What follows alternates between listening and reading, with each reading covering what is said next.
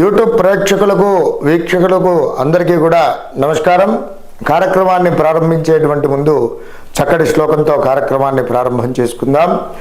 శ్రీ విద్యాం జగదాందాత్రిం స్వర్గస్థితే లయేశ్వరిం నమామి లలితా నిత్యం మహాత్రిపుర సుందరే చతుర్భుజే చంద్రకళావదాంసే కుచున్నదే కుంకుమారాకచూనే పుండ్రక్షుభాషాంబుజపుష్పవానాం హస్తే నమస్తే జగదే కమాతా జ్ఞానానందమయం దేవం నిర్మలాస్ఫటికాకృతిం ఆధారం సర్వ విద్యానాం హయగ్రీవముపాస్మయే. జై శ్రీమన్నారాయణ. ఈరోజు మరి ముఖ్యమైనటువంటి విషయం ఏమిటి అనగా, మేషాది ద్వాదశ రాశుల వారు అందరూ కూడా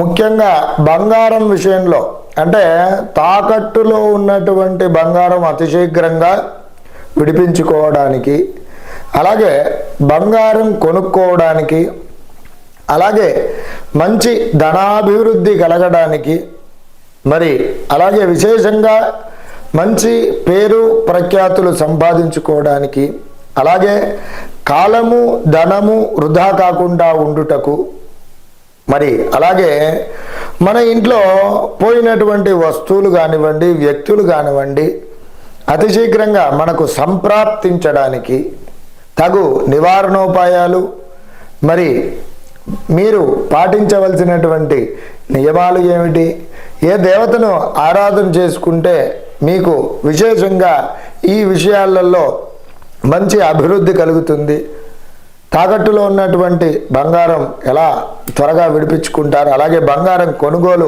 చేయడం కానివ్వండి, మరి మంచి ధనాభివృద్ధి కలగడానికి కానివ్వండి, విశేషంగా మరి మంచి పేరు ప్రఖ్యాతులు సంపాదించుకోవడానికి పరిహార మార్గాలు, దేవతారాధన ఏవి చేసుకుంటే మీకు బాగా ఉపకరిస్తాయి అనేటువంటి విషయాలలో ఈరోజు వీడియో ప్రారంభం చేసుకుంటున్నాము.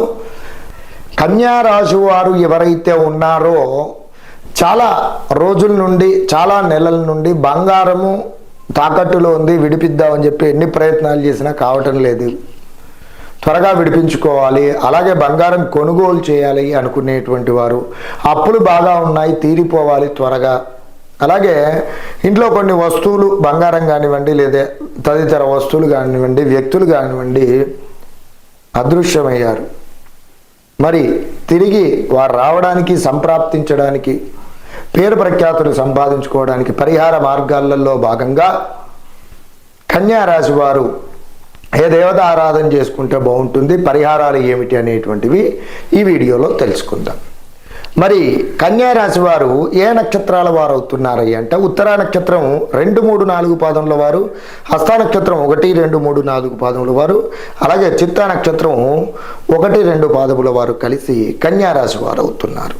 కన్యా రాశి వారి యొక్క జాతక లక్షణాదులు ఏమిటి, ఏ విధంగా ఉంటాయి అని కనుక చూసుకున్నట్లయితే, వీరు అందమైనటువంటి సుందరమైనటువంటి రూపలావణ్యంతో ఉండేటువంటి వారు, అలాగే భోగభాగ్యములను సుఖములను అనుభవించేటువంటి వారు, మృదువైనటువంటి శరీరతత్వం కలిగినటువంటి వారు, నీతిపరులు, సత్యవంతులు, అలాగే పార్కుల యందు ఆటపాటల యందు శ్రద్ధ అనేటువంటిది అధికంగా ఉంటుంది, ఇష్టం కలిగినటువంటి వారు, కామ కోరికలు ఎక్కువగా ఉంటాయి, కామశాస్త్రమందు ప్రీతి ఎక్కువగా ఉంటుంది, అలాగే ఇతర ప్రదేశముల యందు నివసించడానికి అమితమైనటువంటి ఆసక్తి కలిగినటువంటి వారు, అలాగే నివసించేటువంటి వారు కూడా, అలాగే విదేశాలలో స్థిరపడడానికి అమితమైనటువంటి ఆసక్తి వీరికి ఎక్కువగా ఉంటుంది, మంచి ప్రియవచనములు పలికేటువంటి వారు, మిత్రులకు బంధువులకు ఉపకారం చేసేటువంటి మనస్వభావం కలిగినటువంటి వారు, ధర్మ కార్యక్రమములు చేసేటువంటి వారు, అలాగే నృత్య, గీత, వాయిద్య, పుస్తక, చిత్ర, లేఖనాది వివిధ రంగాలలో మంచి పేరు ప్రఖ్యాతులు సంపాదిస్తారు, అలాగే మంచి వ్యాపార దక్షత, నైపుణ్యం కలిగినటువంటి వారుగా కూడా వీరు ఉంటారు, అలాగే స్వల్ప సంతానం కలిగినటువంటి వారుగా ఉంటారు, వివిధ నేను చెప్పినటువంటి ఈ రంగాలలో మంచి నిష్ణాతులుగా వీరు ఉండడానికి అవకాశాలు ఎక్కువగా ఉన్నాయి. ఇక ఈ కన్యా రాశి వారు ఎవరైతే ఉన్నారో, మరి పరిహార మార్గాలలో భాగంగా విశేషంగా వీరు కన్యా రాశాధిపతి అయినటువంటి బుధగ్రహాన్ని ప్రతినిత్యము కూడా ఆరాధన చేస్తూ ఉండండి. అలాగే బుధగ్రహానికి ప్రీతికరమైనటువంటి పెసర్లు, కేచింపావు, ఏమిటి ఆకుపచ్చని రంగు గల వస్త్రములో పెట్టి బ్రాహ్మణోత్తముడికి దానం చేయండి. అలాగే అదే బుధవారం రోజున అన్నప్రసాద వితరణ చేయండి. అలాగే పేదలకు కానివ్వండి, అక్కడ వృద్ధులకు కానివ్వండి, బ్రాహ్మణులకు కానివ్వండి, పిల్లలకు కానివ్వండి ఆకుపచ్చని రంగు గల వస్త్రాలు సమర్పించడం, వారికి పండ్లు ఫలములు దానం చేయడం పూర్వకంగా మీకున్నటువంటి ఈ సమస్యలు అనేటువంటివి అతి శీఘ్రంగా తొలగిపోవడానికి ఆస్కారాలు ఉన్నాయి. వీటితో పాటుగా మరి ప్రతినిత్యము కూడా మీరు పఠించవలసినటువంటి నామజపం కనుక చూసుకున్నట్లయితే ఓం ప్రీం పీతాంబరాయ నమః, ఓం ప్రీం పీతాంబరాయ నమః అనేటువంటి నామాన్ని ప్రతినిత్యము కూడా 27 సార్లు ఉచ్చరించండి. ఉత్తమోత్తమైనటువంటి ఫలితాలను పొందండి. నమస్కారం. బంగారము తాకట్టులో ఉన్నటువంటిది విడిపించడానికి, అలాగే బంగారం కొనుగోలు చేయడానికి, అప్పులు త్వరగా తీర్చడానికి, అలాగే విశేషమైనటువంటి పేరు ప్రఖ్యాతులు సంపాదించుకోవడానికి, అలాగే కాలాన్ని ధనాన్ని సద్వినియోగపరచుకోవడానికి, ఇంట్లో పోయినటువంటి వస్తువులు కానివ్వండి, వ్యక్తులు కానివ్వండి అతి శీఘ్రంగా మనకు సంప్రాప్తించడానికి, దృగ్గోచరం కావడానికి పరిష్కార మార్గాలలో భాగంగా ఏమి చేసుకుంటే వీరికి బావుగా ఉంటుంది, ఏ దేవత ఆరాధన చేసుకుంటే బావుగా ఉంటుంది అని గనక ఈ విషయాల్లోకి వెళ్ళినట్లయితే ముఖ్యంగా వీరు మహాలక్ష్మి అమ్మవారిని ప్రతి నిత్యము కూడా కొలుచుకున్నట్లయితే, సేవించుకున్నట్లయితే, అమ్మవారి యొక్క ఆరాధన చేసుకున్నట్లయితే విశేషమైనటువంటి చక్కటి సత్ఫలితాలను పొందుతారు. అలాగే శ్రీ కార్తవీరార్జున స్వామి వారి యొక్క స్తోత్ర పారాయణం కూడా విశేషమైనటువంటి ఫలితాలను ఇస్తుంది. అలాగే శ్రీ కార్తవీరార్జున స్వామి వారిని కూడా ఆరాధన చేసుకోవడం, మరి వారి యొక్క స్తోత్ర పారాయణల పూర్వకంగా చక్కటి ఫలితాలను అనేటువంటివి పొందుతారు. ఇక పరిహార మార్గాలలో భాగంగా చక్కటి పరిహారం ఏమిటి అనగా, ఈ బాధలతో బాధపడుతున్న వారు ఎవరైతే ఉన్నారో ముఖ్యంగా 9 శుక్రవారములు విశేషంగా నేను చెప్పినటువంటి పరిహార మార్గాలు అనేటువంటి ఏవైతే ఉన్నాయో అవి పాటించండి. ఏమిటనగా మొదటగా ఏదైనా శుక్రవారము రోజున విశేషంగా మీ ఇంట్లో బంగారంతో కానీ వెండితో కానీ మహాలక్ష్మి అమ్మవారి యొక్క ప్రతిమ ఉన్నట్లయితే, లేదంటే నాణ్యం రూపకంగా కానీ ఉన్నట్లయితే మంచిగా ఒక చక్కటి రాగి పాత్ర కానీ ఇత్తడి పాత్ర కానీ, మరి విశేషంగా ఆ పాత్రలో అమ్మవారికి విశేషంగా పంచామృత అభిషేకాదులు చేయించి చక్కగా గంధము కుంకుమ అలంకరణ చేసుకుని పూజామందిరంలో విశేషంగా అమ్మవారికి మరి బిల్వపత్రములతో అర్చించండి. అలాగే ఆ రోజున ఒక ముడుపు కట్టవలసి ఉంటుంది. ఎరుపు రంగు గల వస్త్రము తీసుకొని అందులో పీచు తీయని టెంకాయ, కొబ్బరికాయ ఒకటి తీసుకొని అందులో గోధుమలు, తెల్ల ఆవాలు, పసుపు, కుంకుమ, గంధము, పచ్చకర్పూరము, దాంతోపాటుగా ధనము యథాశక్తి 54 రూపాయలు కానివ్వండి, 27 రూపాయలు కానివ్వండి, 18 రూపాయలు కానివ్వండి, 108 రూపాయలు కానివ్వండి, మరి విశేషంగా 516 రూపాయలు కానివ్వండి, 216 రూపాయలు కానివ్వండి, ఈ విధంగా విశేషంగా అందులో పెట్టండి. దాంతో పూర్వకంగా తృణమాత్రము బంగారం రేకు కానివ్వండి, చిన్న ఇసుమంత బంగారం అందులో వేసి యథాశక్తిగా ముడుపు కట్టండి. చక్కగా కట్టి గంధము కుంకుమతో అలంకరణ చేసి ఇప్పుడు అమ్మవారి యొక్క అభిషేకం చేసుకున్నటువంటి విగ్రహం ఉంది కదా, అక్కడ బిల్వా పత్రాలతో అర్చించి పెట్టుకున్నారు కదా, అక్కడే ఒక పక్కన భద్రపరచండి. చక్కగా మరి విశేషంగా అదే రోజున ఏమిటి అని అంటే, ఇది ఈ ఎరుపు రంగు వస్త్రంతో కట్టినటువంటి ముడుపు ఏదైతే ఉందో చక్కగా భద్రపరచుకొని అక్కడ పెట్టండి. ఇక ఇది ఒకసారి కడితే సరిపోతుంది.